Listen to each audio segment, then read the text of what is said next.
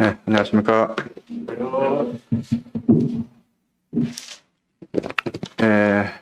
이제 2020년이 한 달도 채 남질 않았습니다. 5일이 이미 지나갔고 오늘 6일인데요. 달력을 넘기다가 이제 맨 마지막 달 12월 달이 되면 한 해를 이제 돌아보게 됩니다. 올해는 특별히 전 세계가 한 번도 겪어보지 못한 이 코로나라고 하는 이 질병으로 인해서 그냥 한 해가 그냥 사라진 것 같은 이런 느낌이 들기도 하고, 뭘 했는지 모르겠지만 1년이 다 지나간 이런 시점에 와 있는 것 같습니다. 우리가 이제 뉴 노멀 시대라고 하는 이 새로운 단어, 낯설기도 하고 그렇지만 이것을 부인할 수 없는 그런 시대에 살고 있는데, 이제 이 뉴 노멀 시대를 생각하면서 우리가 어떤 마음으로 또 어떤 자세로 준비를 해야 되겠는가 하는 부분들을 생각해 보게 되면서 오늘 주님 말씀하시면 이라는 제목으로 우리 성도님들과 함께 하나님의 말씀을 나누고자 합니다. 저희 가정이 갑자기 이제 그 한대 압력 쪽으로 이사를 좀 하게 됐습니다. 뭐 어떤 좋은 환경이나 뭐 더 좋은 집으로, 더 넓은 집으로 가는 건 아니고 여러 상황에 의해서 저희들이 이사를 하게 됐는데요. 이사를 계획하면서 여러 가지 생각을 하게 됩니다. 그 중에서 가장 많이 차지하는 것이 뭐냐면 버릴 것과 가져갈 것을 정리하는 이런 시간들을 좀 가져보게 됩니다. 지금 우리 집에 있는 것 중에서 뭘 버려야 되나, 뭘 안 가지고 가나. 그러니까 이삿짐에 실어야 되는데 이삿짐 견적을 받으면서 뭐 이거는 안 가져갈 거고요, 다 버릴 겁니다. 그래가지고 이제 짐을 이제 최소화해서 이사를 가는 이런 방향으로 좀 계획을 하고 있습니다. 똑같은 이사를 두고요. 저희 지금 집에 같이 살고 있는 두 아들과 딸이 다른 반응을 보이고 있어요. 참 재미가 있습니다. 저희 그 딸은 너는 이사 가는데 네 방 어떻게 꾸밀지 고민 안 하니? 그랬더니 하는 말이 뭐 얼마나 산다고 얼마나 산다고 그런 고민을 하냐고 이제 말을 합니다. 근데 저희 아들은 이제 이사를 가면 자기 이 책상을 문 쪽으로 향할 것인가, 창문 쪽으로 향할 것인가, 뭐 어느 쪽으로 향할 것인가 이런 거를 고민하면서 유튜브에 이제 자기 방 꾸미기 뭐 이런 거를 찾아보면서 자기 방을 어떻게 이제 준비할 것인지 고민을 해요. 그 두 아이들의 모습을 보면서 과연 나는 어떤 마음인가 하는 생각이 좀 들었습니다. 이것이 그냥 이 땅에서 이사를 가는 것이기 때문에, 또 그것이 뭐 대단한 곳으로 가는 게 아니기 때문에 뭐 기대하는 바나 계획하는 바가 크게 의미가 없을 수도 있습니다만, 우리가 이제 이 코로나 시대를 겪으면서 뉴 노멀 시대를 향하게 되고 결국 우리가 하나님 나라로 이사를 하게 될 텐데, 그러면 우리는 무엇을 가지고 무엇을 버려야 할까요?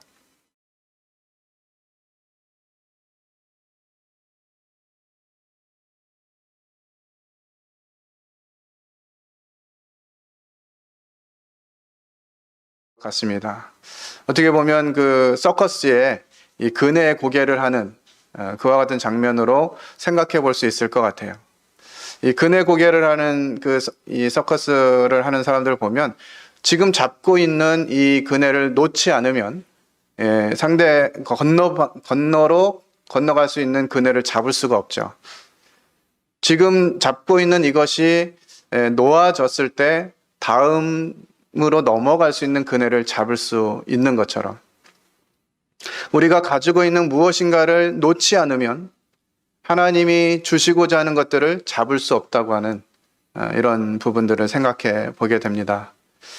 그렇다면 우리가 이제 이 뉴 노멀 시대를 맞이하면서 교회적으로 또 개인적으로 무엇을 잡고 무엇을 놓아야 할 것인가 하는 부분들을 오늘 말씀을 통해서 좀 살펴보려고 합니다. 우리 먼저 창세기 12장 1절로 4절에 있는 말씀을 한번 읽어보도록 하겠습니다. 네, 함께 읽겠습니다. 시작. 여호와께서 아브라함에게 이르시되 너는 너의 고향과 친척과 아버지의 집을 떠나 내가 내게 보여줄 땅으로 가라. 내가 너로 큰 민족을 이루고 내게 복을 주어 내 이름을 창대하게 하리니 너는 복이 될지라. 너는 축복하는 자에게 복을 내리고 너를 저주하는 자에게는 내가 저주하리니 땅의 모든 족속이 너로 말미암아 복을 얻을 것이라 하신지라. 이에 아브라함이 여호와의 말씀을 따라갔고 롯도 그와 함께 갔으며 아브라함이 하란을 떠날 때에 75세였더라. 네. 우리는 이 말씀 너무나 자주 듣고 또 매년 새해가 되면 올해는 성경을 좀 일독을 해야지 하는 마음으로 창세기를 읽기 시작하기 때문에 이 창세기는 너무나도 익숙한 책이 됐어요. 그렇지 않으신가요? 성경을 전체를 다 통독을 많이 하지 못했어도 창세기만 읽은 숫자를 얘기해 보세요. 그러면 다들 뭐 몇백 번씩 되실 것 같아요. 그만큼 우리가 이 말씀을 잘 알고 있지만 이 말씀이 우리에게 주어지고 우리에게 원하는 것이 무엇인지를 깊이 생각해 보지 않는 것 같아요. 더욱이 잘 아는 말씀이기 때문에 항상 이 창세기는 너무 쉽게 넘어갑니다. 심지어는 1월 1일 날 오늘부터 내가 성경을 다시 읽을 거야 라고 마음 먹으면 하루만 해도 넘어가는 성경이죠. 그러다 보니까 이 창세기에 기록되어 있는 내용들을 쉽게 그냥 넘어가게 되는 이런 모습들도 있는데 창세기만 알아도 성경을 다 알 수 있다 이렇게 표현하는 분들도 계시고 심지어는 창세기 1장부터 3장까지만 알면 성경의 전체적인 부분들을 이해할 수 있다 이렇게 이야기하시는 분도 있습니다. 그런 과정 가운데 이제 12장에 올라가서 하나님의 첫 번째 계획 아담과 하와를 통해서 이루시고자 했던 그 계획이 실패로 돌아가고 또 노아를 통해서 새롭게 만들어진 세상 또한 실패로 돌아간 이후에 이제 아브라함이라고 하는 사람을 통해서 하나님의 뜻을 보여주십니다. 이 아브라함이 갈대아 우르 태생이죠. 그때에서 이 하란으로 언제 옮겨갔는지 그리고 하란에서부터 얼마나 머물렀는지 모르겠지만 이제 다시 하나님께서 아브라함에게 말씀을 주십니다. 이때 이제 아브라함은 이 말씀 앞에서 어떻게 해야 될 것인가를 결단해야 되는 것이죠. 하란 크리스천이라고 하는 말이 있습니다. 하나님이 우리에게 목적지를 말씀해 주시고 그곳까지 다다르기를 원하시는데 이 갈대아우르를 떠났지만 가나안까지 가지 못하고 하란이라는 곳에서 머물면서 그냥 너무 낯설고 너무 어려운 그런 환경이 아니라 그래도 기존에 살던 그런 지역과 좀 비슷하고 내가 누릴 수 있는 것들을 누릴 수 있는 그와 같은 삶을 선택하고 그래서 하나님이 원하시는 가나안 땅에서의 삶이 아니라 그냥 하란의 삶을 만족해하며 살아가는 그런 크리스천들이 있다고 하는 것이죠. 우리의 현재 위치는 어디에 있습니까? 갈대아 우르입니까? 하란입니까? 아니면 우리는 가나안을 향해서 나아가고 있습니까? 이 창세기 12장 1절로 4절에서 하나님의 말씀에 순종함을 통해서 아브라함이 잃은 것이 있고요, 얻은 것이 있습니다. 아브라함이 잃은 것은 편안한 삶이었어요. 어찌 보면 갈대아 우르에 그냥 살았다면 그 시대에 많은 사람들이 부러워하고 그곳에서 안정과 편안함을 추구하면서 마음껏 누리며 살 수 있는 그 같은 환경을 내려놓아야만 했던 것입니다. 하란에서도 비슷했을 것 같아요. 가나안에 들어가는 것보다는 하란에 있는 것이 아브라함에게 더 편안하고 익숙한 삶을 제공해 주었을 것이라고 생각이 듭니다. 이 하란에서 몇 년간을 더 살았기 때문에 더욱이 그랬겠죠. 그런 아브라함에게 하나님이 말씀하셨고 이 말씀을 따르기 위해서 하란이라는 곳을 다시 떠난다고 하는 것은 아브라함에게 적지 않은 부담이었을 것이에요. 그러나 아브라함은 하나님의 말씀을 따라갔다고 기록하고 있습니다. 이럴 때 하나님이 아브라함에게 약속을 주시죠. 너를 큰 민족이 되게 하겠다. 너를 통해서 복의 통로가 되게 하겠다고 약속해 주십니다. 우리가 성경을 통해서 하나님의 약속을, 하나님의 말씀을 듣게 될 때마다 어쩌면 이 두 가지 상황이 우리에게 주어지는 것 같습니다. 우리는 이제 2020년을 마무리하면서 이제 2021년 한 해를 계획하고 있습니다. 그동안 저희 교회가 어떤 구체적인 방향성을 가지지 못한 것을 안타까웠게 생각하고 앞선 일꾼들이 이제 우리 교회가 어느 방향으로 가야 될지를 고민하며 기도해보자 하는 마음으로 지난주부터 해서 교제하고 있습니다.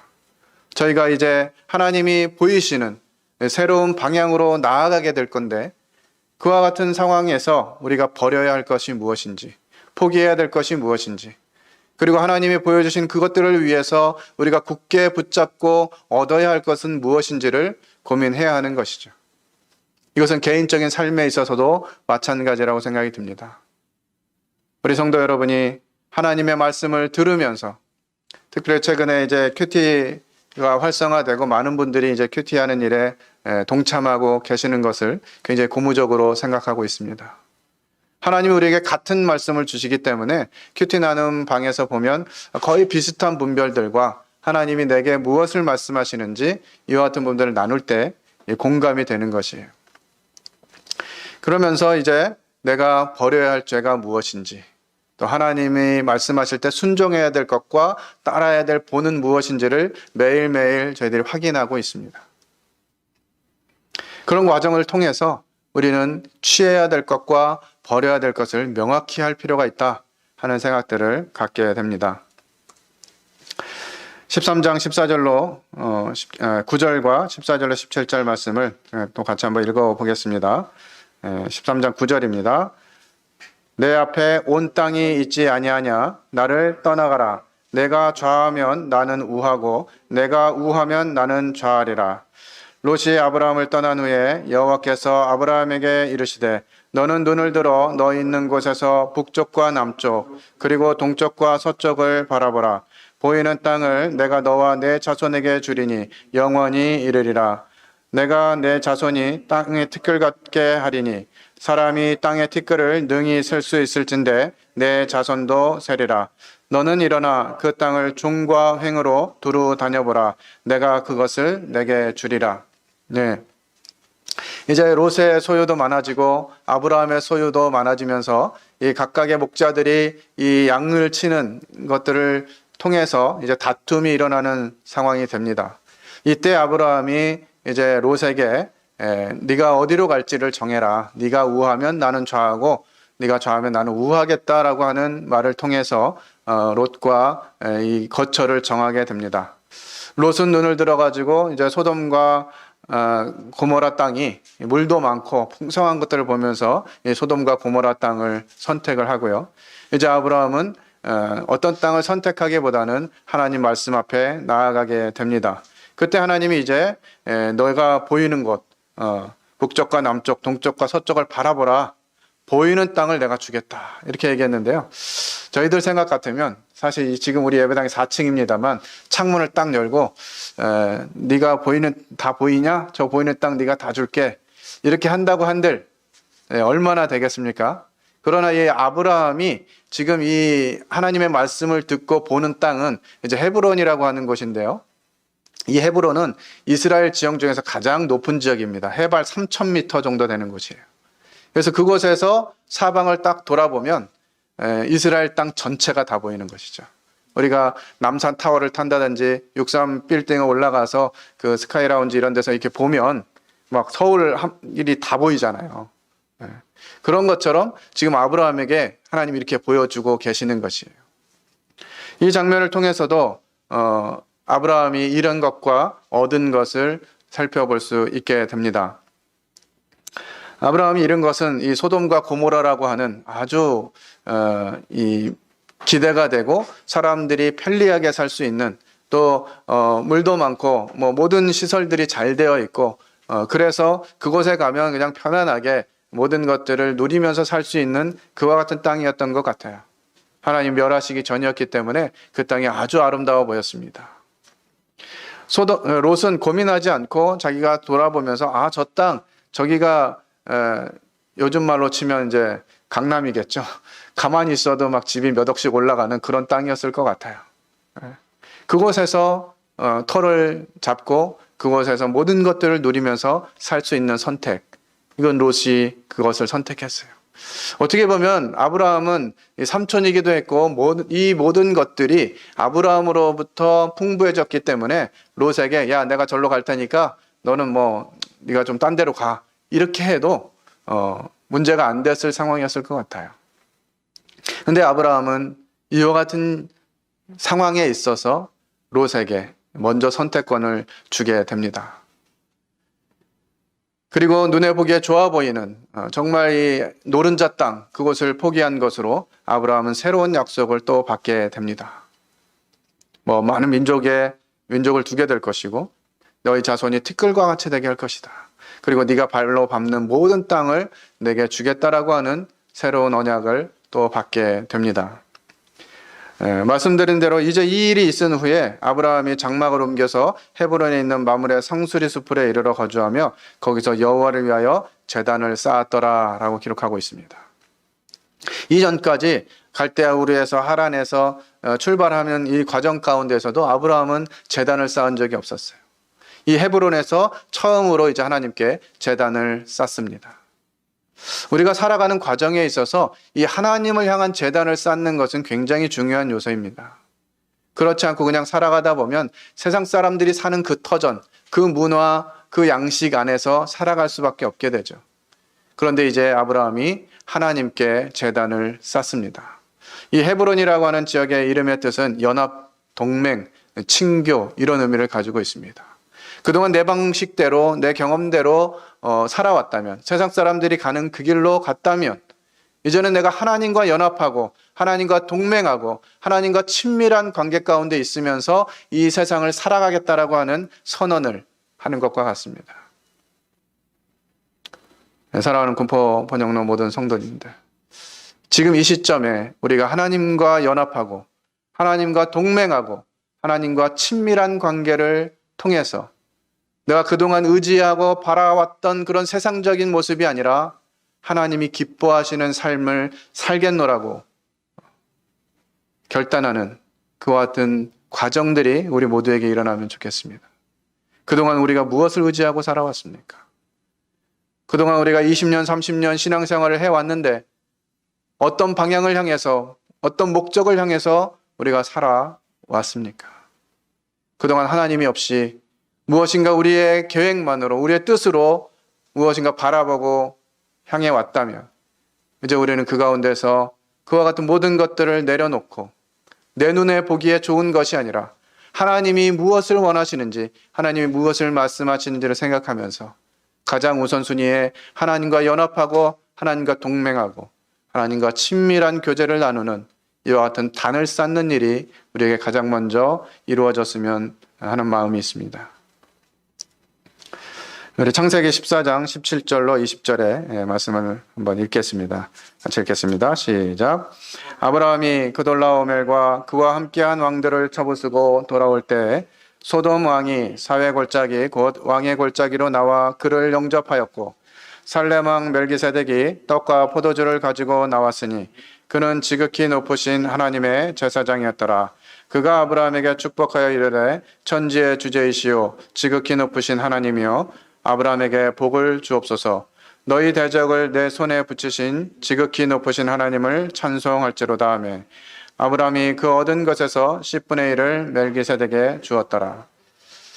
저희들이 잘 알듯이 이제 롯이 선택한 소돔과 고모라에 이제 적군들이 쳐들어오게 되고 그들로 인해서 이 소돔과 고모라의 사람들이 패배를 경험하고 롯과 그의 가족들과 또 모든 재물들을 잃어버리게 됩니다. 이 상황에 이제 아브라함이 자기에게 길려진 318명의 군사를 데리고 가서 이 모든 것들을 회복하고 다시 찾아오는 과정입니다. 이때 이제 소돔 왕도 아브라함을 영접했고요. 그때 살렘 왕 멜기세덱도 함께 나오게 되는 것들을 보게 됩니다. 참 특이한 상황이죠. 소돔 왕, 이 소돔은 말씀드렸듯이 하나님을 경외하지 않는 사람들이에요. 그들이 아브라함을 통해서 혜택을 받았고 은혜를 입은 것으로 인해서 그들이 이제 아브라함에게 나와서 아브라함을 영접합니다. 자기들이 망할 수도 있었던 상황, 모든 것을 잃을 수 있었던 그 상황을 아브라함이 회복시켜 줬으니까 얼마나 고마웠겠습니까? 근데 이 살레망 멜기세덱이 나오는 장면은 누구도 예상하지 못한 좀 그런 장면인 것 같아요. 어쩌면 아브라함이 이 롯과 그의 가족들과 또 이 소돔에 있는 것들을 회복해서 찾아오는 것은 이것은 하나님의 일과 상관이 없는 그런 일일 수도 있을 것입니다. 그러기에 이와 같은 상황에 이 살레망 멜기세덱이 아브라함에게 나와서 그를 축복하는 것, 이것은 뭔가 상황에 맞지 않는 이런 모습인 것 같아요. 근데 아브라함이 이제 하나님께 제단을 쌓으면서 어떤 결단을 했는가라고 하는 부분들에 대해서 이 창세기 14장은 우리에게 또 다른 설명을 해주고 있습니다. 21절부터 24절 같이 읽겠습니다. 소돔 왕이 아브라함에게 이르되 사람은 내게 보내고 물품은 네가 가지라. 아브라함이 소돔 왕에게 이르되 천지의 주제이시오 지극히 높으신 하나님 여호와께 내가 손을 들어 맹세하노니 내 말이 내가 아브라함으로 치부하게 하였다 할까 하여 내게 속한 것은 실 한 오락이나 들매끈 한 가닥도 내가 가지지 아니하리라. 오직 젊은이들이 먹은 것과 나와 동행한 아넬과 에스골과 마므레의 분깃을 제할지니 그들이 그 분깃을 가질 것이니라. 예. 아마도 이 전쟁에서 회복해서 온 이 물질이 상당했던 것으로 예상이 됩니다. 그래서 이제 소돔 왕은 아브라함에게 사람만 나한테 보내고 이런 물품들, 뭐 온갖 보화가 다 있었겠지요. 그런 물품들은 네가 가져. 이렇게 이제 이야기하는 것입니다. 그 상황, 그런 일을 경험했다면 당연히 그 정도는 내가 받아도 되지라고 하는 마음으로 받았을 수도 있을 것 같아요. 이거 받는다고 해서 뭐 누가 뭐라 할 사람도 없죠. 그죠? 아브라함이 다 찾아온 거니까 다 아브라함의 것이 된다 하더라도 누가 뭐라 할 사람이 없는 상황입니다. 그런데 아브라함은 이제 이 소돔 왕에게 하나님의 이름을 걸고 손을 들어서 맹세합니다. 내가 이것들 중에는 실 한 오락이나 들매끈 한 가닥도 가지지 않겠다. 좀 굉장히 놀라운 반응 아닙니까? 제가 직장 생활을 지금 회사에서 14년째 하고 있는데 그건 참 너무 이게 계속 어려운 중소기업이라는 게 그런 것 같아요. 너무 어려운 상황을 계속 만나가지고 도대체 언제 월급은 올라가고 다 올라가는데 내 월급만 안 올라 이런 마음들을 가지고 이제 살아왔는데 올해 이제 하나님이 은혜를 주셔가지고 좀 수익을 많이 내는 상황이 됐습니다. 그리고 무슨 생각이 들겠어요? 내가 성과급으로 얼마를 요구를 해야 될까? 이 고민이 되기 시작했어요. 마침 이사도 하는데 1,000만 원을 달라고 할까? 2,000만 원을 달라고 할까? 이런 이제 여러 생각들을 하면서 어떻게 말을 꺼내야 이 대표하고 잘 소통이 돼서 내가 원하는 바를 이루어낼 수 있을 것인가? 그 고민을 하면서 살아가고 있었는데요. 제가 이 말씀을 준비하면서 이 아브라함의 선택과 그 하나님 앞에서 가진 태도를 보면서 하나님께 회개하는 시간을 갖게 됐습니다. 마땅히 가져도 될 것 같은데 그것을 왜 내려놓아야만 하는지.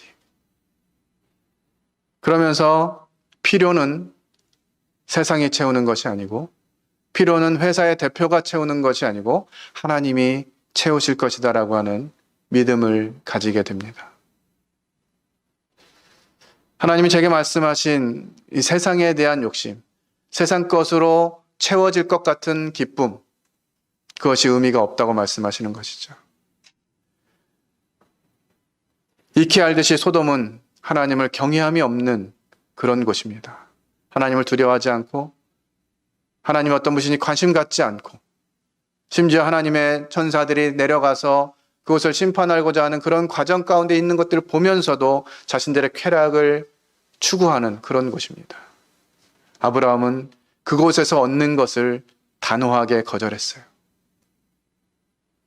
세상으로부터 얻는 즐거움, 이것들을 단호하게 거절한 것입니다.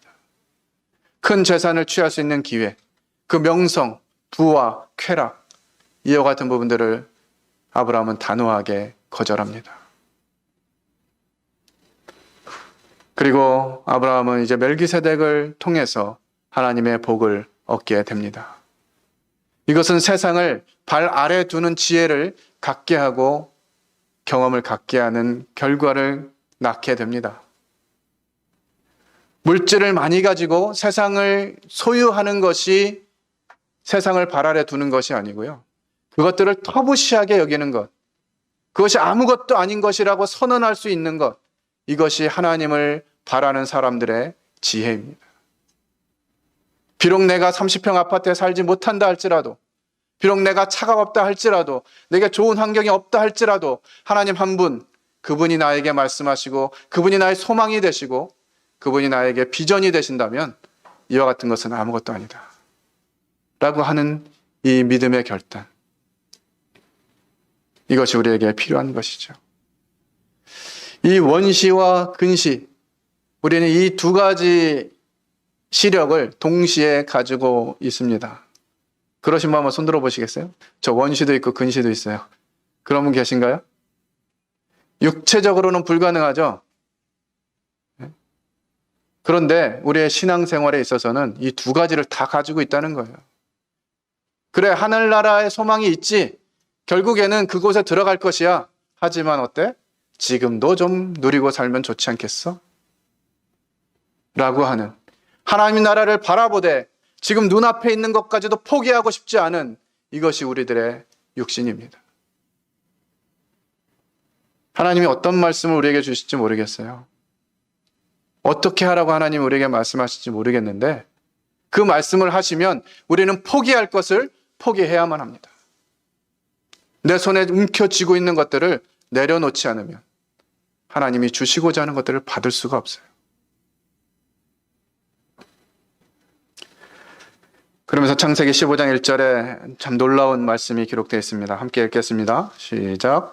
이후에 여호와의 말씀이 환상 중에 아브라함에게 임하여 이르시되 아브라함아 두려워하지 말라. 나는 내 방패요 너의 지극히 큰 상급이니라. 세상 것들을 포기했을 때 하나님이 주시는 확신, 그것이 무엇입니까? 하나님이 너의 상급이라는 거예요. 하나님이 우리의 소유라는 것입니다. 하나님이 우리의 모든 것이 된다고 약속을 해주시는 것이에요. 어떻게 할 때요? 세상에 있는 것들을 내려놓을 때, 세상에서 취할 수 있는 권리들을 내려놓을 때, 내가 대접받고 내가 높임받는 것들을 내려놓을 때 하나님이 우리의 소유가 되시고 우리의 방패가 되어주시겠다고 말씀하십니다. 우리의 교회가, 우리의 가정이, 내 삶이 내려놓아야 될 것은 무엇이고 취해야 될 것은 무엇인지를 다시 한번 고민하고, 이제 세상 그 어떤 가치관이 아니라 하나님이 주시는 그것, 하나님이 허락하시는 그것이 우리에게 가장 좋은 것임을 인정하고 그분께 나아가는 어떤 과정이 우리에게 주어지기를 원하는 마음이 있습니다. 마지막으로 한 장면만 더 보겠습니다. 창세기 22장에 보면 이제 하나님의 아브라함에 다시 나타나셔서 말씀하십니다. 네 독자 이삭을 데리고 모리아 땅으로 가서 내가 내게 일러준 산에서 그를 번제로 드려라. 지금까지 아브라함이 겪은 일들은 그래, 그럴 수도 있어 라고 우리가 이해할 수 있는 영역인 것 같아요. 그래, 믿음의 조상 아브라함이라면 그 정도는 했어야지 라는 것으로 이해해야 되는 영역이었다는 거죠. 그런데 지금 나타나서 말씀하시는 하나님의 그 말씀은 납득하기가 참 힘듭니다. 아브라함은 이 하나님의 음성을 듣고 다음날 아침 일찍 일어나 나귀의 안장을 지우고 두 종을 데리고 이삭을 데리고 번제쓸 나무를 가지고 하나님이 일러주신 곳으로 갔다라고 기록이 됐는데요. 그냥 이 상황을 이렇게 생각해 볼 때 아브라함이 잠을 잤을까 하는 생각이 들어요. 하나님의 이 말씀이 들려지는 순간 아브라함은 정말 자신의 모든 에너지를 동원해서 아마 이 말씀은 하나님이 잘못하셨을지도 몰라. 아니면 그냥 나를 한번 테스트하시려고 하시는 건가? 도대체 왜 하나님이 이와 같은 말씀을 하셨지? 다른 그 무엇도 아니고 75살의 약속을 주셨다가 100살이 돼서 간신히 주신 그 아들이 이제 성장해가지고 기쁨을 주고 세상 무엇보다도 큰 기쁨이 되었던 그 아들을 하나님이 제물로 바치라고 하셨는데 그 말씀을 들은 순간부터 아브라함은 잠을 자지 못했을 것 같아요. 그리고 다음날 아침 일찍이 일어나서 그 길을 갑니다. 3일 길을 가야 되는데 과연 그 길이 어땠을까요? 하룻밤 잠을 자는 그 순간, 종들도 자고 이삭도 잠을 취하는 그 시간에 아브라함은 여전히 잠을 잘 수가 없었을 것입니다. 이제 이틀만 더 가면 내 아들을 번제물로 드려야 돼. 그렇게 또 하루 길을 가고 두 번째 밤이 되었을 때 이제 내일이면 아들을 제물 삼아서 제단에 번제물로 바쳐야 되는 그 상황. 아브라함은 또 잠을 이루지 못했을 것이라 생각이 됩니다.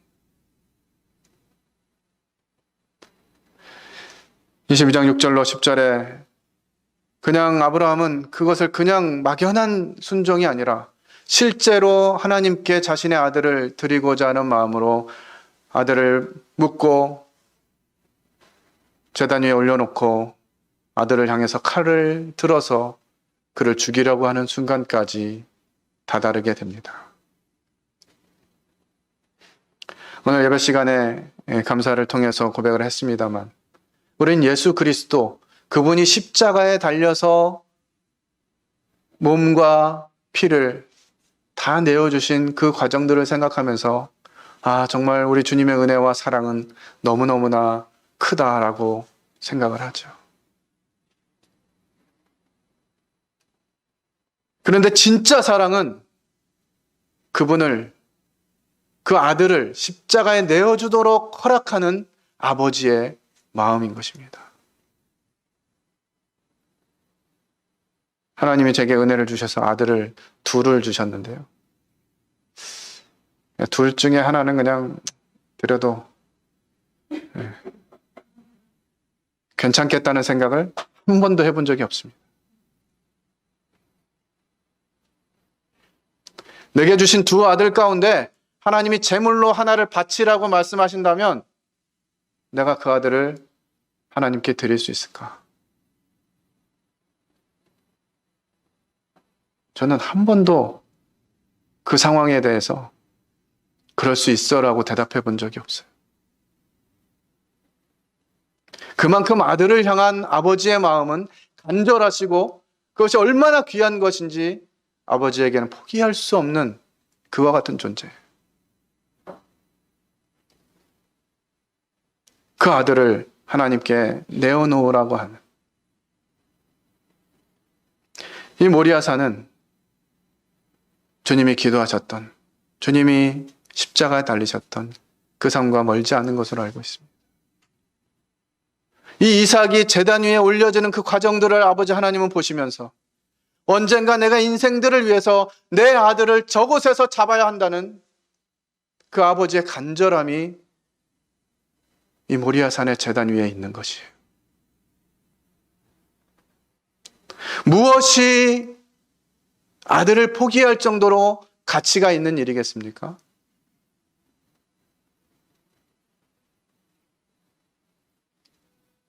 예수 그리스도, 그분이 우리를 위해서 내어주신 그 길, 그분의 헌신과 그분의 제물됨으로 인해서 우리의 죄가 말끔히 씻어졌습니다.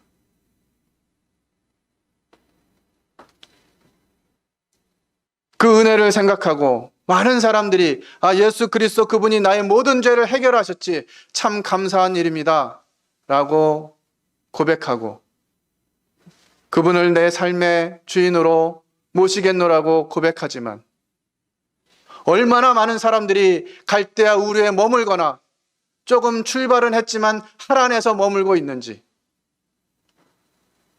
하나님이 우리에게 말씀하신 가나안 땅으로 가는 그 길에서 얼마나 고민하고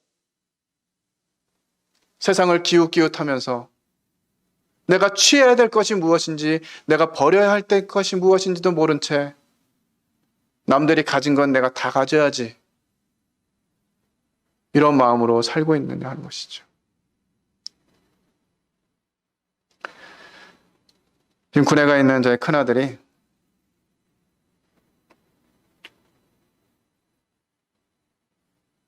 여러 이제 교제들을 하는 가정 가운데 야, 아버지는 너를 위해서 이런 계획이 있단다 라고 이 얘기를 해줬더니 자기도 아버지를 위한 계획이 있대요. 그래서 그 계획이 뭐니? 그랬더니 자기가 사업을 열심히 해가지고 사업이 잘 되면 아버지 그냥 목회만 하실 수 있도록 서포트 해드릴게요 그러더라고요. 녹음을 못 해놓은 게 한이 됩니다만.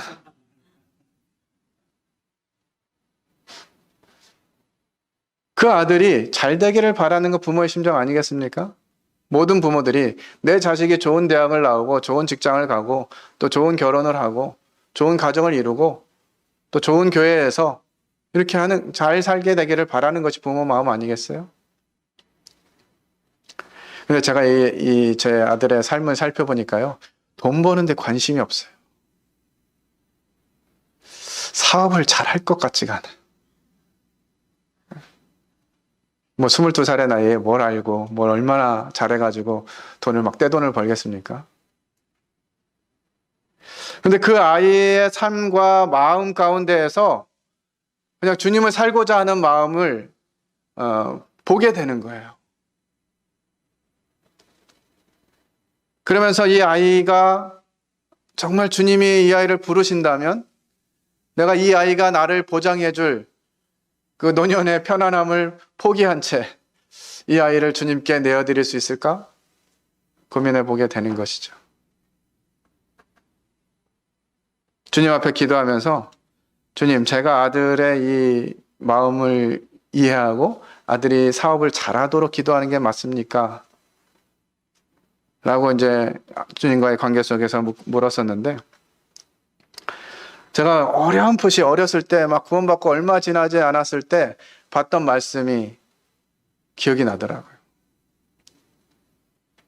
그게 뭔가 이렇게 살펴보니까 모든 첫 태생은 내 것이니라 라고 하는 하나님 말씀이 기억났어요.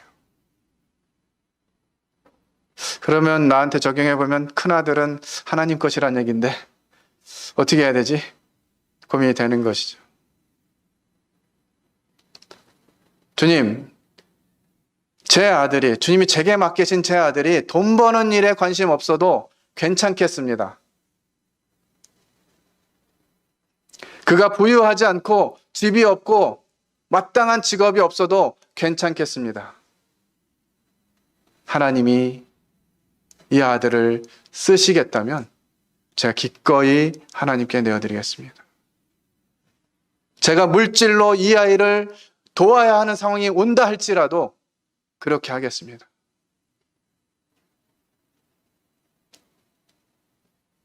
하나님이 이 아이를 어떻게 인도하실지 잘 모르겠어요. 한 가지 분명한 거는 저보다 주님을 더 사랑해요.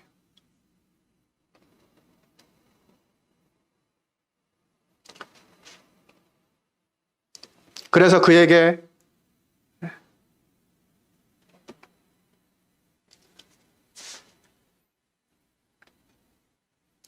어떤 어려움이 온다 할지라도,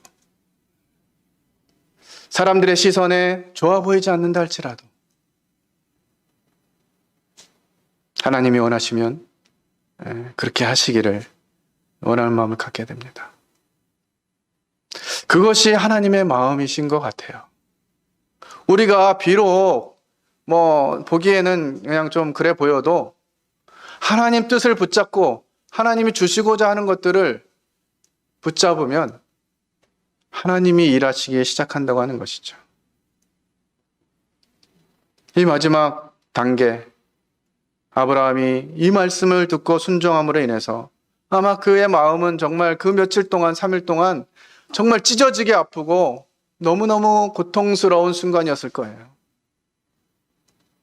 그러나 그걸 움켜잡지 아니하고 그것을 내려놓음으로 인해서 아브라함은 구원과 부활의 신앙을 직접적으로 체험하게 됩니다. 요한복음 8장 56절에 너희 조상 아브라함은 나의 때 볼 것을 즐거워하다가 보고 기뻐하였느니라 라고 아브라함의 삶을 정리해 주고 계십니다.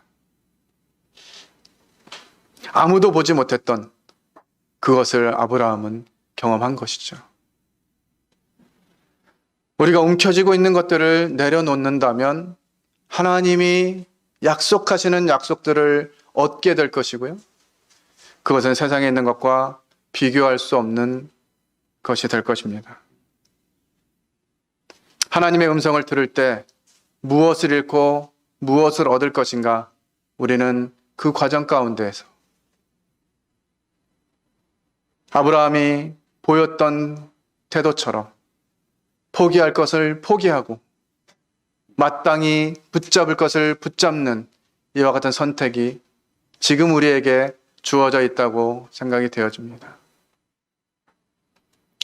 우리가 잘 알고 있는 짐 엘리엇, 그는 모임의 형제였습니다.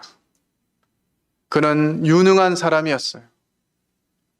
그는 의사였고 많은 사람들에게 촉망을 받는 사람이었습니다. 이제 그가 의사가 되어서 마땅히 하나님을 위해서 누리고 살아갈 수 있는 그때에 이 짐 엘리엇은 하나님 나라를 위한 선택을 하게 됩니다.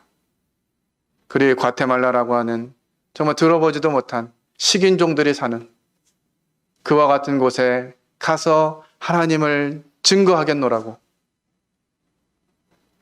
굳은 마음을 가지고 그와 함께 뜻을 같이 한 5명의 젊은이들이 그곳에 가서 복음을 전하겠나라고 갔지만 그들 땅에 발도 제대로 붙여보지 못한 채 죽음을 맞이하게 됩니다.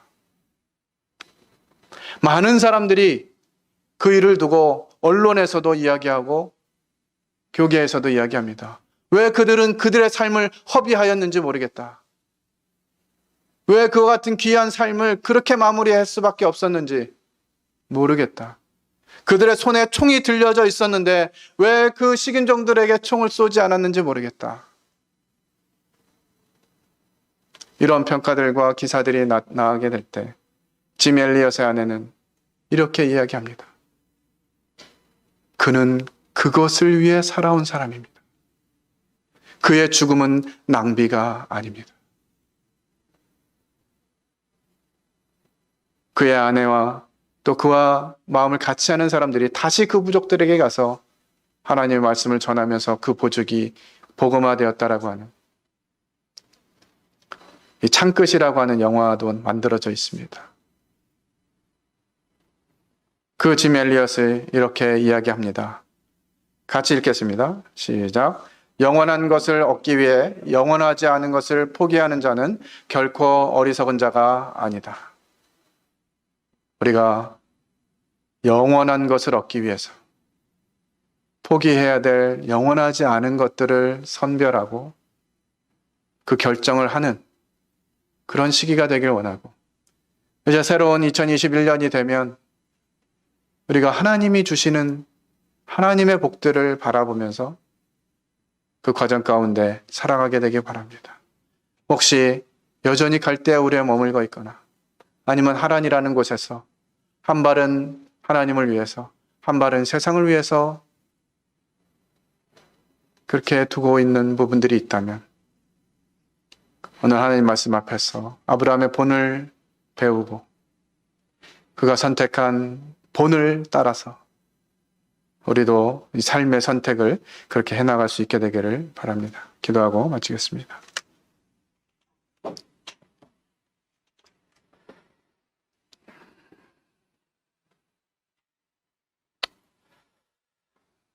나는 너를 위해서 내 몸을 주건만 너는 날 위해 무엇 주느냐고 오늘 주님이 물으신다면 참 아무런 대답도 할 것이 없음을 고백합니다. 주님은 저를 위해서 모든 것을 희생하셨는데 저는 주님을 위해서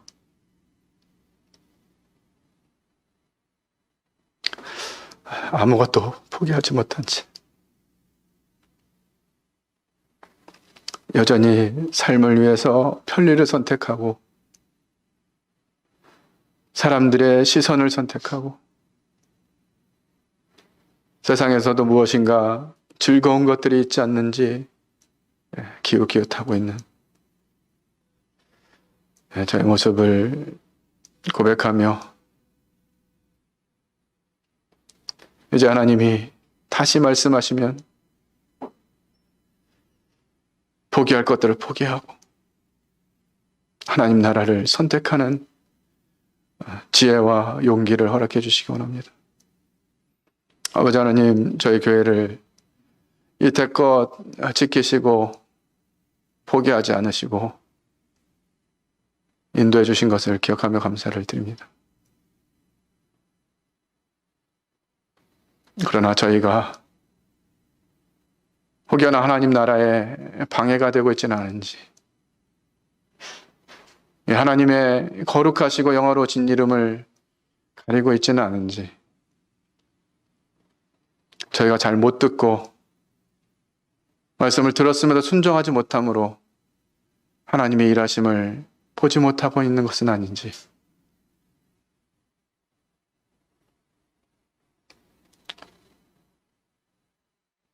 이제 인주노멀이라고 하는 시대를 맞이하면서 저희들 각자가 하나님 앞에서 마음을 결단하게 하시고 하나님이 말씀하시면 그 말씀 앞에서 우리가 무엇을 취하고 무엇을 버려야 하는지 결단하는 그런 시기가 되게 하시기 원합니다. 크고 놀라운 일을 행하실 하나님을 기대하게 하시고 저희의 능력이 아닌 하나님의 능력으로 되어지는 그 같은 일들을 보게 하시기 원합니다. 놀라운 은혜로 저에게 말씀 허락하신 것을 감사를 드리며 이 모든 것을 살아계신 하나님 아들 예수 그리스도의 이름으로 기도를 드렸습니다. 아멘. 감사합니다.